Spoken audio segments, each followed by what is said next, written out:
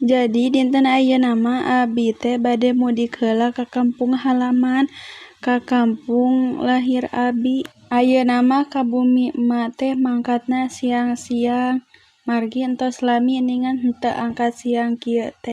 Bade ka bumi emak teh pasti we ngalangkungan heula walungan. Bilih aya anu bade makan-makan, mangga dugi sumping wae ka Curug Bilik. Duh, ieu mah ngiring calik hungkul. Ngiring calik.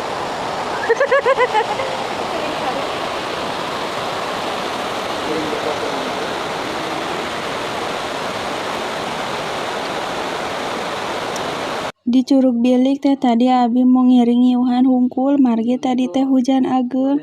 Saentos naraat mah abi teh angkat we deui.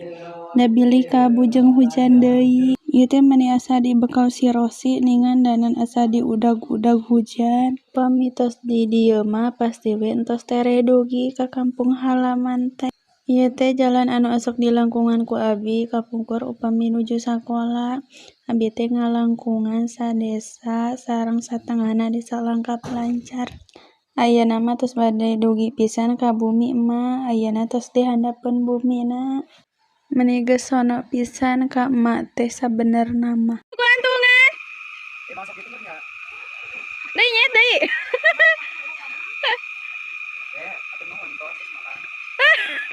Kalau naik. Kita ayun-ayun. Ieu teh kalahkeun anteng we lalajo si Onet ningan gugurawilan. Tu dina rantena menika singkelewing. Si bocil ek mere heula makanan cenah ge ka si Onet karunya bisi lapareun.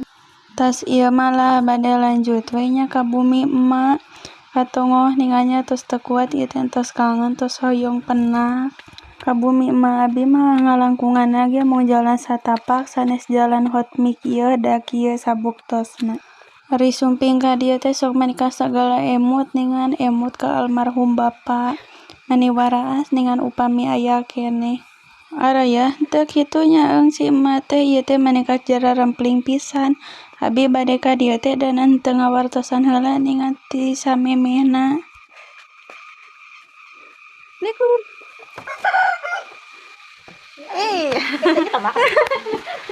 Nya mesti ingat ka emak atuh. Ini aneh. Geus ingat ku ka emak panggil ka dia. Kayak lokal pohon sama. Ieu teh danan dileuweung tapi ge asa meuni raos komo upami aya keneh mah bapa asa teh mereka taraos pisan di dieu teh. Margi ayeuna mah entos henteu jadi abi teh ayeuna teh bade uih we. Ieu teh danan sabenerna mah masih keneh kangen keneh sono keneh ka emak teh. Tapi da kumahakeun ningan